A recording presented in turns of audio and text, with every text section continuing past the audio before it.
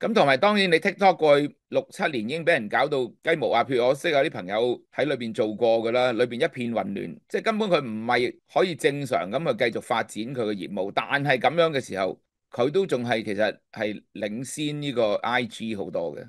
我見到最近有啲報道，即係美國都好多 KOL 靠喺 TikTok 上面揾食㗎嘛，咁佢話喺嗰度嘅賺錢能力係遠遠高過喺 IG 嘅。咁所以即係某程度上，我諗你呢個淨係講 TikTok USA 嘅價值，如果你以呢個即係Facebook、Instagram 嗰啲作對比，即係我諗分分鐘係值5000億至到1萬億。你而家係俾140億嚇，我諗係成個估值，然之後佢哋會佔80%咁，然之後有啲新嘅人入股，即係呢個 Oracle 啊等等。咁即係呢個係侮辱性嘅咯，咁我所以其實我覺得咧，呢個協議就差過廣場協議，係去緊南京條約嗰頭嘅。喺睇片之前，大家記得分享、讚好同訂閱卓見名家，最緊要撳埋呢個鐘仔，咁你就唔會錯過我哋嘅最新影片。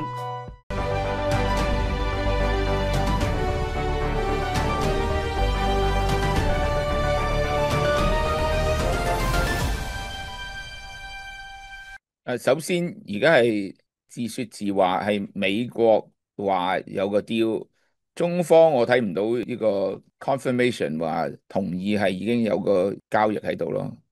咁所以我上個星期喺美國開會，咁有另外參會者係又係 bid 緊 TikTok 嘅，嗰個叫 Frank McCourt 啊。咁嗰個人佢都唔承認話已經係 done deal，即係佢仍然心存希望佢可以有份啦。咁所以我覺得而家係咪已經全部傾掂啦？我唔肯定咯。但係你話細節唔清楚嘅，其實你講嗰啲我唔覺得係最重要嘅咯，即係咩廣告分成啊定咩？其實最重要嘅，我覺得未講清楚，之前未知個價錢啦，而家一陣間可以再講啊。另一樣嘢而家未講清楚就係咁美國以外嘅 TikTok 咧，即係唔講中國嘅抖音啦。咁因為你而家美國已經差唔多 saturate，唔會再 grow 到快噶啦嘛。咁但係全球嘅 TikTok 仲 grow 緊噶嘛，同埋最重要某程度上係印度，印度幾年前已經係關咗，唔俾中國嘅 TikTok 喺度。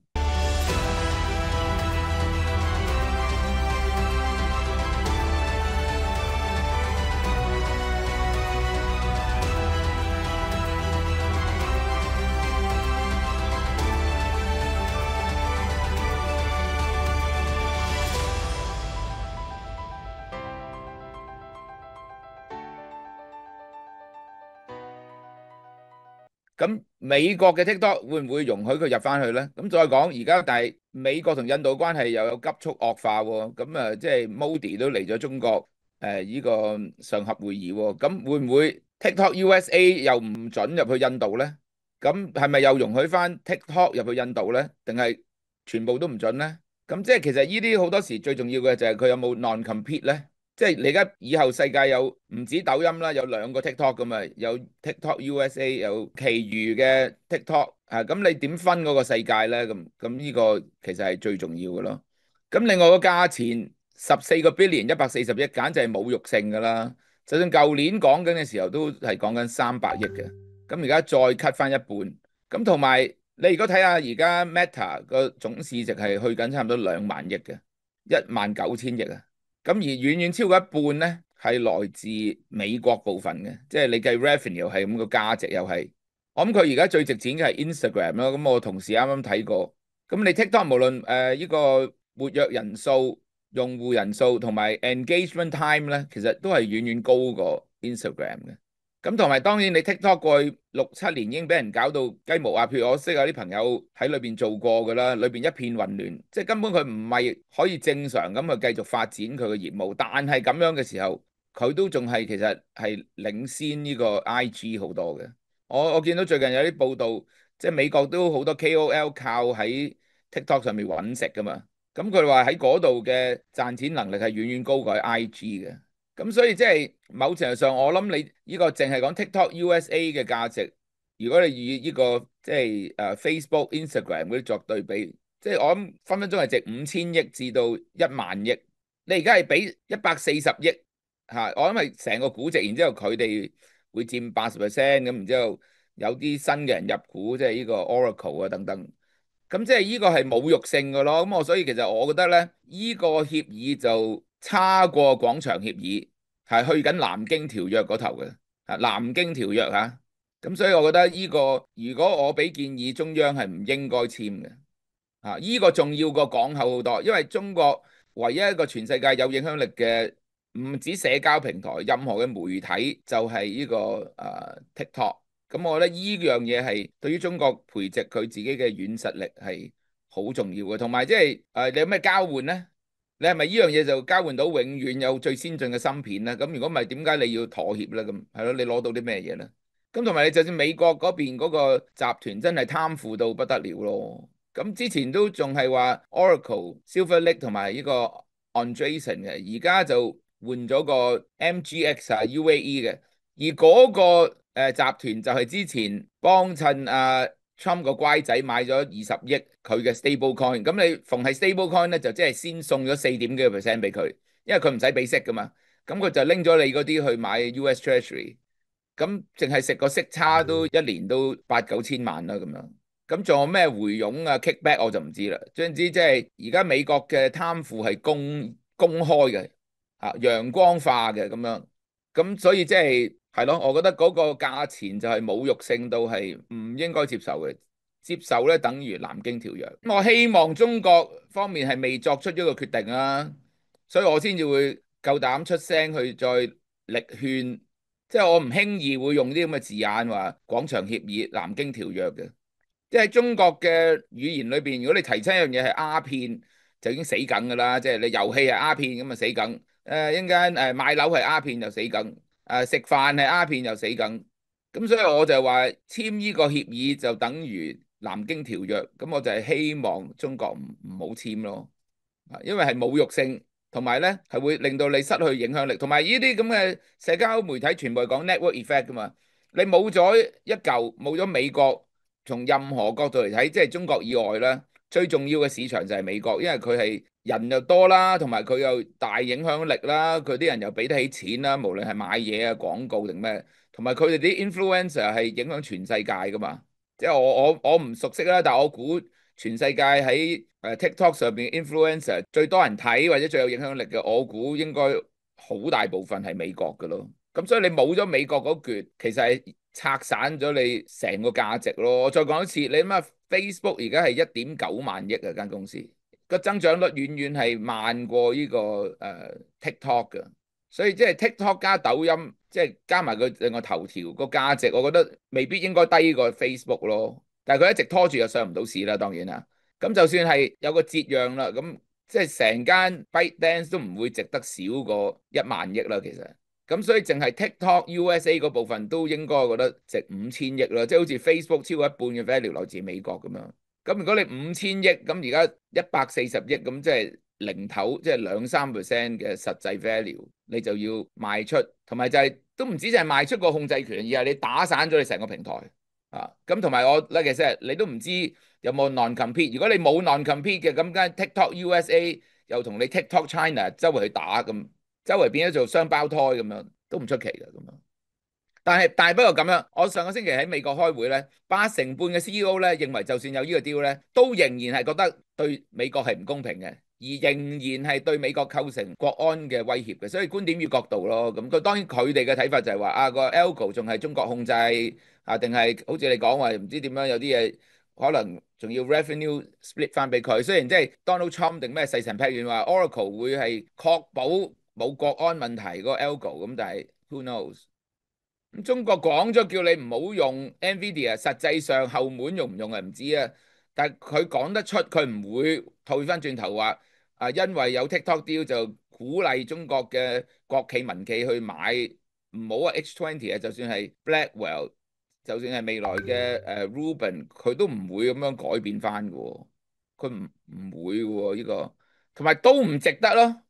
就算芯片都唔值得失去全世界中國最重要嘅一個聲音嘅一個媒體嘅平台。而家嘅擔心就唔係做大個餅咯，而家擔心嘅係一個 circular 係Ponzi scheme 咁樣咯。事實上係咪咁唔重要？而家啲人擔心係即係形成一個自己 feedback 嘅 loop 咯。咁就係初初見到 Oracle 嘅業績真係超好，哇！即係個 backlog 增加咗幾倍咁樣，咁個股價跳升咗1/3咁樣。咁但係後來啲人開始睇清楚啲，就係因為即係佢同呢個 OpenAI 合作嗰個叫 Stargate 啫嘛。咁就係話OpenAI 會未來4、5年啊，會話用佢嘅雲端係3000億美元嘅 compute 咁樣。咁所以佢個 backlog 咪多咗好多好多咯。咁亦都係代表即係呢個 OpenAI 某程度上係想脫離呢個 Microsoft 嘅軌跡啦。咁而 Microsoft 而家最近都係話佢唔止淨係同呢個 OpenAI 合作啦，佢哋又會同 Anthropic 啊同其他人合作咁樣。無論如何啦，咁3000億係好大嘅數目啊嘛。咁然之後後來啲人睇到，哇，係啦，Oracle 多數就要去同 NVIDIA 買好多 chips 啦。咁 Oracle 亦都出咗好大嘅一個 bond 啦，唔知180億美金啦咁樣。咁但係之後來就見到消息就係話 NVIDIA 會投資1000億入去呢個 OpenAI，咁形成咗一個唔係三角債，係三角嘅客人與即係銷售商嘅關係同埋投資者嘅關係咯。咁即係逢係呢個咁嘅 loop，咁啲人就會覺得話，咁係咪有啲即係左手交右手虛假成交嘅一個味道啊？咁之前細啲嗰間 CoreWeave 已經有人覺得係咁嘅，因為又係 NVIDIA 即係入股佢，咁然之後 CoreWeave 就係做 data center，又同佢買翻好多 chip 咁樣，係咯。雖然啲數目好大，但係不過而家 NVIDIA 係4萬幾億嘅公司啊嘛，咁所以有啲人亦都話，咁佢一係唔投資啊，投資啲數目梗係要好大㗎啦，咁所以投資1000億咯咁樣。咁而之後，美國好想人哋增加佢嘅投資啊嘛，即係 Stargate 又有中東份，又有 SoftBank 份噶嘛，咁所以咪話要起5、6個 data center，咁就話即係要好多好多嘅 compute，要好多好多嘅電力，咁等等等等，咁所以咪話要同 Oracle 買3000億嘅雲端嘅 compute 咯嚇，就係咁樣啦。唔係我形容嘅，係個市場認為，我未必贊同。但係而家突然間個感覺係即係有啲 circular 嘅味道啦，我未必贊成。我覺得 AI 都唔係話真與假啊，而係即係最有錢嗰班人係不惜工本。我以前都解釋過，佢係追求造神嘅一個競賽。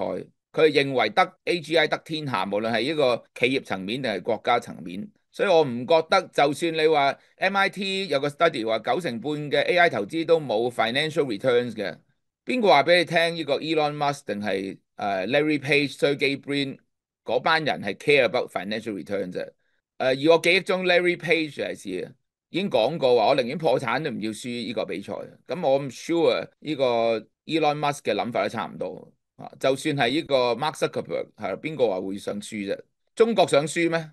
美國作為一個國家想輸嘛，咁所以其實就算係冇回報，啲人繼續抌錢落去都係會嘅。同埋呢個唔止就係 Ponzi scheme，亦都係一個 pyramid scheme，就係你起碼頭嗰幾層冇問題㗎。你睇 Nvidia 盤數係真㗎，佢 forward PE 得25、26倍啫嘛，佢個增長最少都仲有40-50%啦，咁唔係貴㗎。咁而無論你睇 Facebook 係話擠嗰啲 AI 落去佢個 ad 嗰度，咁佢話都好有效，即刻有回報。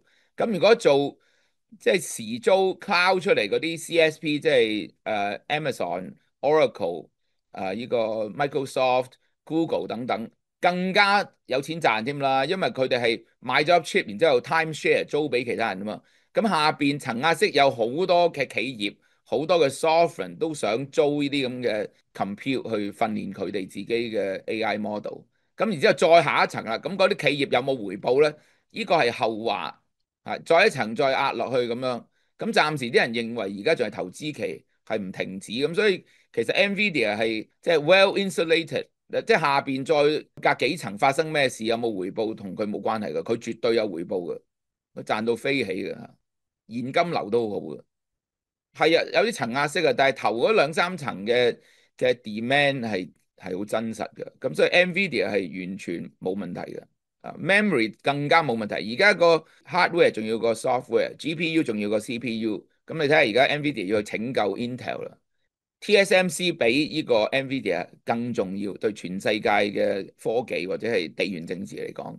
咁然之後今年就最體現就係 memory 比 logic 更加重要，即係你無論係 LLM 也好，或者係更加犀利嘅 Physical AI，嗰啲需求嘅數據量係更加驚人嘅。所以今年 S&P 500第一位最好表現嘅係 Seagate，係做硬盤嘅。第二位係 Western Digital，又係做硬盤。就呢啲技術古老到咧，係冇人再投資落去，所以咧就變咗兩家係獨霸，係分天下。咁然之後第三位係 Palantir，第四位就係 SanDisk，就係 Western Digital spin off 出嚟做 NAND Flash 嘅，又係做記憶嘅。咁第五好似係 Newmont 掘金嘅。咁然之後第六位就係 Micron。Micron 即係都唔知幾耐未試過係頭幾位表現最好嘅股票，即係講緊 Seagate 啊、Western Digital 嗰啲係講130、110%嘅表現嘅咁啊。咁所以係咯，AI 年代有啲新嘅邏輯咯嚇，就唔再係軟件。所以有啲人以為 NVIDIA 甚至乎Micron 呢啲係嗰個鏟去尋金熱呢個係工具，之後仲有嚿金嘅，咁你諗錯晒咯。NVIDIA 就係嗰嚿金，又係都係個鏟。因為 AI 第一樣嘢似乎唔需要嘅咧，就係唔需要軟件啊，所以你讀咩科都好，啲年青人就唔好讀 computer，唔好讀 coding，因為咧 AI 第一個取替嘅咧就係寫 program 嗰條友，因為佢自己識寫自己 program，所以即係好似個人咁樣，如果你類似咁，唔係話教育家庭教育唔緊要。但係你天生個腦點樣個線路點樣形成，呢個係始終可能更重要些少。咁你天生聰明就係聰明，咁所以嗰個芯片嘅設計佢個線路其實係緊要過你即係軟件後天嘅咯。所以硬件重要過軟件喺呢個年代啊。所以我覺得好多人睇錯就係認為呢個 NVIDIA 成日都講話只係個 shuffle 啫，係個 pick 係個工具掘金個鏟。咁你就睇錯咯，已經唔係講緊1年2年，係10幾年來依舊就係嗰嚿金嚇，唔係咁簡單咯。中意名家分析，記得俾 like 同埋分享，支持同訂閱卓見名家，最緊要撳埋呢個鐘仔，咁就唔會錯過我哋嘅新片。